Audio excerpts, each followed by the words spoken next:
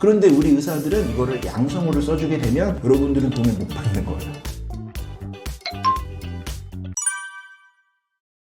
일반 고객들이 뭐 영어학원 다니고 뭐 아니면은 뭐 헬스클럽 다니고 요가학원 다니고 미술학원 다니고 무슨 학원을 막 다녀. 뭐 성인 돼서도 그거 다 자기가 어떤 배움을 위해서 또 취미를 위해서 하는 건데, 보험은 여러분들이 인생을 살아가시면서 가장 큰 지출을 하는 게 보험이에요. 은행보다 더 많은 돈을 지출하게 되고 주식 거래보다 어찌 보면 더 많은 돈을 지출하게 돼요. 왜냐하면 4인 가족 보험료가 한 달에 50만 원, 100만 원인데 이걸 또 깨고 가입하고 이렇게 반복을 하는데 20년을 납입하게 되면 2억 4천이고 30년을 납입하게 되면 3억 6천이고, 그러면 내가 보험을 잘 받느냐? 잘 받지를 못합니다. 그래서 일반 가입자들도 보험을 학습해야 되고, 학습하려면 보험 명의 정답토라는 유튜브 채널을 구독을 해 놓으신 다음에 제가 매일 라이브를 할 때 라이브를 들어오셔서 질문을 하시고 그거에 대한 답을 듣고, 그러면 그거에 대해서 확인을 해요. 이 말이 맞나 안 맞나, 그리고 다시 질문을 하시고 하면은 충분히 학습이 된다, 이렇게 말씀을 좀 드리고. 자, 이런 거는 뭐냐면, 암의 사용 설명서를 내가 왜 만들었냐면, 많은 분들이 이제 잘못하시는 게 뭐냐면, 검사를 만약에 병원에 가서 하죠. 근데 검사 결과상 이게 암이 의심된단 말이에요. 그럼 암은 아니지만 암이 의심되니까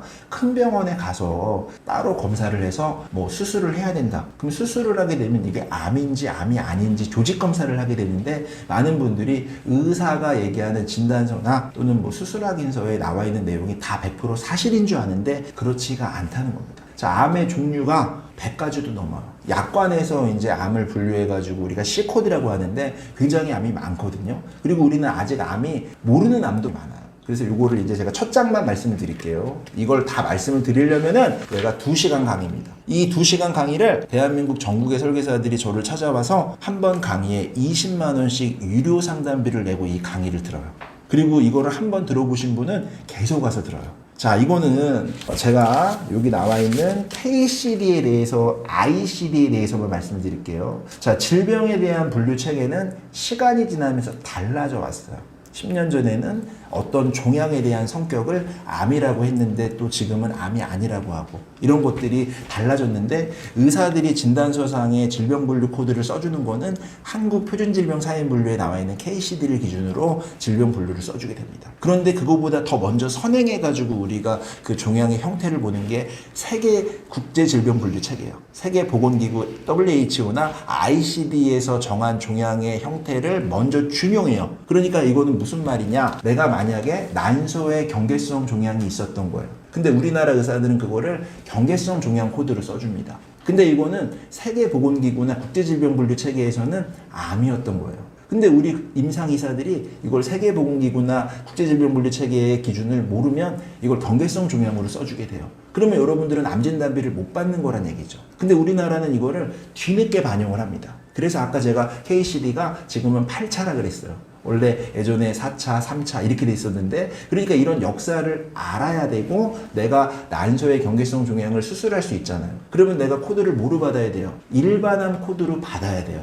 그래야 내가 납입 면제가 되고 보험금을 받게 되는 건, 이건 난소에 국한된 것만 그런 게 아니고 대장 전막내암이라든가 또는 갑상선 결절로 인한 갑상선암, 그리고 림프 전이된 암, 이런 것들, 갑상선 여포 종양, 뭐 자궁경부 이형성증, 또는 난소의 기형종, 또는 자궁내막 증식증, 또는 기타 비칩스 방광암, 뭐 이런 여러 가지의 우리가 보상실무, 뭐 신경 내분비 종양, 이런 것들이 있는데, 이거는 2시간의 강의를 들어도 여러분들이 정말 기절할 정도로 놀라운 일이 되는 거예요. 왜냐하면 누군가는 일반암으로 보장을 받아야 될 건데, 내가 하루 차이로 질병분류 체계가 바뀝니다. KCD가 바뀐 연도가 있거든요. 그리고 내가 가입한 시기가 다릅니다. 그러면 어떤 질병 코드로 받아야 되는지를 여러분들이 당연히 모르죠. 그러면 이 암 사용 설명서가 있어야 이걸 가지고 담당 의사를 만나러 가요. 그리고 조직검사에 나와 있는 병리소견을 가지고 질병분류 코드를 제대로 쓰게 됩니다. 이걸 만약에 여러분들이 처음부터 질병분류 코드를 제대로 못 쓰고 나중에 뒤늦게 알았다 하더라도, 대학병원이나 이런 임상의사들은 암이 아니다라고 얘기를 해주면 보장을 못 받게 되는 거예요. 굉장히 중요한 보상실무를 저희는 연구하고 있고, 이거에 대해서 보상실무를 계속 많은 사람들에게 알리고 있거든요. 그러니까 여러분들 중에 건강검진하다가 위에 용종이나 또는 뭐 대장의 용종이나 이런 거 나오신 분들이 있었을 거예요. 그러면 나는 이거를 수술비 정도만 받고 끝냈을 테지만 그 용종에 대한 또는 폴립에 대한 조직 검사 결과지를 검토해야 된다라는 내용을 아마 저희 이 채널을 통해서 여러분들이 처음 알게 되셨을 텐데, 조직 검사 결과지를 검토했더니 암이 될 수도 있는 성격의 나쁜 종양이었던 거예요. 그 종양을 세계보건기구나 국제질병분류 체계에서는 암으로 봤어요. 그런데 우리 의사들은 이거를 양성으로 써주게 되면 여러분들은 돈을 못 받는 거예요. 이런 부분들을 사용 설명서로 만들어서 유튜브로 방송을 하고 있고, 이게 워낙 전문적 내용이기 때문에 이거를 매주 유료 강의를 하고 있습니다. 그래서 여러분들이 혹시라도 궁금하신 내용이 있다면 우리 채널에다가 댓글로 저 용종 뗀 적 있거든요, 조직 검사 결과지 봐주실 수 있나요? 저 갑상선에 결절 뗀 적이 있거든요. 이거 여포성 종양인지 경계성 종양인지 봐줄 수 있나요? 저 갑상선 결절에 암이 림프전이 돼가지고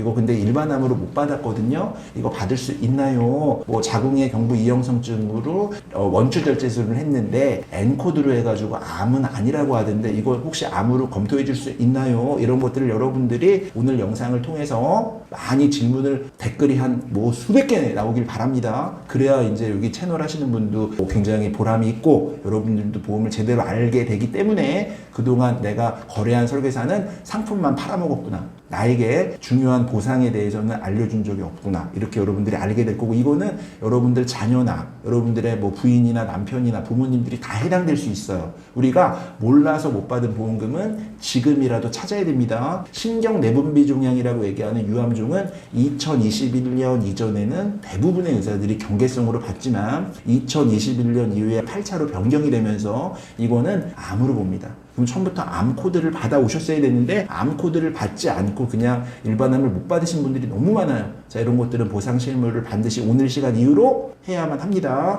제가 만약에 시간이 가능하다면 우리 시청자분들이나 구독자분들의 증권을 보고 왜 보험을 잘못 가입했고 왜 보험을 잘 가입했고 이거는 왜 어떻게 활용해야 되고 이런 것들을 좀 기회가 된다면 안내를 해드리고 싶지만, 보험은 그냥 이분법처럼 나쁜 보험, 좋은 보험 이렇게 있는 게 아니고 나의 목적에 따라 그리고 나의 납입 여력과 뭐 가족 구성에 따라 필요한 위험이 있고 필요하지 않은 위험이 있다라는 거를 일반적으로 이해를 하고 보장을 크게 가져갈지 작게 가져갈지, 만기를 길게 가져갈지 만기를 적게 가져갈지 설계 방법에 따라 이게 리모델링이 충분한 부분이라서, 지난 시간에 제가 왔을 때는 휴유장애를 말씀을 드렸던 거예요. 휴유장애를 30억을 만들 수 있다. 근데 휴유장애는 신체 부위마다 따로 보장을 받기 때문에 아마 여러분들은 영구장애가 무엇인지, 한시장애가 무엇인지, 가중된 장애가 무엇인지, 또는 기왕장애가 무엇인지, 파생된 장애가 무엇인지 이런 것들을 한 번도 들어본 적 없고, 신체 부위가 어떻게 돼 있고 이 신체 부위에 따라 장애라는 게 어떻게 평가해야 되는지 모르기 때문에 휴유장애를 가입을 안 하고 있거나, 또 휴유장애를 가입을 했는데 휴유장애인지 몰라가지고 보험금 청구를 안 하고 있거나, 또는 내가 휴유장애가 예상이 됐는데 휴유장애를 가입할 수 있는 보험이 있는데 이거를 뭔지 모르니까 굉장히 보험에 대해서 답답하고 무관심할 수가 있을 겁니다. 이거를 해소할 수 있는 오늘 이 영상의 시작이 되길 바라며, 여러분들이 많이 찾아주시면 제가 또 와서 좋은 보상 실무를 많이 알려드릴 수 있도록 할게요.